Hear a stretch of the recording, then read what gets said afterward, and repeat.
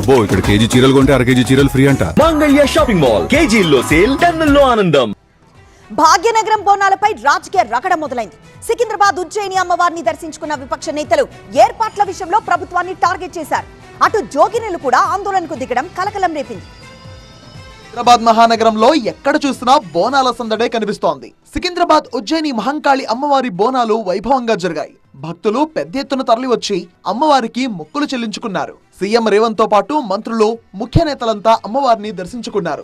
అయితే బోనాల ఏర్పాట్లను అద్భుతంగా చేశామని ప్రభుత్వం చెప్పుకుంటుంటే అంతంత మాత్రమే అనే విమర్శలు చేస్తున్నాయి విపక్షాలు. తాము అధికారంలో ఉన్నప్పుడు బోనాలను రాష్ట్ర పండుగగా గుర్తించి ఘనంగా నిర్వహించామని అన్నారు బీఆర్ఎస్ వర్కింగ్ ప్రెసిడెంట్ కేటీఆర్. 50 ఏళ్ల డిమాండ్ ను ఉమ్మడి పాలకులు పట్టించుకోలేదన్నారు.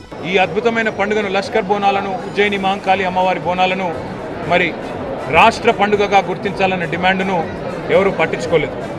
కానీ పెద్దలు కేసీఆర్ గారి నాయకత్వంలో మనం తెలంగాణ సాధించిందే ఆ తల్లి ఆశీస్సులతో. అందుకే ఆ తల్లికి ఒక బంగారు బోనం కూడా సమర్పిద్దాం రాష్ట్ర ప్రభుత్వం తరఫున.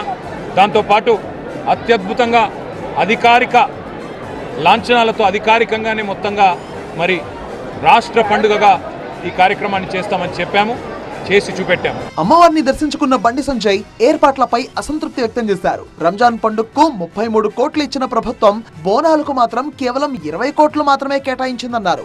80% పైగా ఉన్న హిందువులకు అదే స్థాయిలో నిధులు కేటాయించాలని డిమాండ్ చేశారు బండి సంజయ్. 33 కోట్ల రూపాయలు రంజాన్ కోసం ప్రభుత్వం కేటాయించింది. జనాభా ప్రాతిపదికనే 88% హిందువులు ఉన్నారు. ఇవాళ తెలంగాణ రాష్ట్ర వ్యాప్తంగా హిందువులు పండుగ చేసుకుంటూ బోనాల పండుగ చేసుకుంటున్నారు. కేవలం ఈ గ్రేటర్ హైదరాబాద్లోనే 3400 దేవాలయాల్లో పండుగ నిర్వహించుకుంటున్నారు. కానీ ప్రభుత్వం కేటాయించింది ఏంటంటే కేవలం 20 కోట్ల రూపాయలు. ఇదే ఏర్పాట్ల విషయంలో ఉజ్జయిని మహంకాళి ఆలయం దగ్గర జోగినీలు ధర్నాకు దిగారు. పోలీసులకు వ్యతిరేకంగా నినాదాలు చేశారు. గుడిలో పెట్టాల్సిన బోనాన్ని రోడ్డుపైనే పెట్టి నిరసన తెలిపారు. మరోవైపు ఉజ్జయిని అమ్మవారి ఆలయంలో రేపటి రంగం కార్యక్రమానికి ఏర్పాట్లు చేశారు.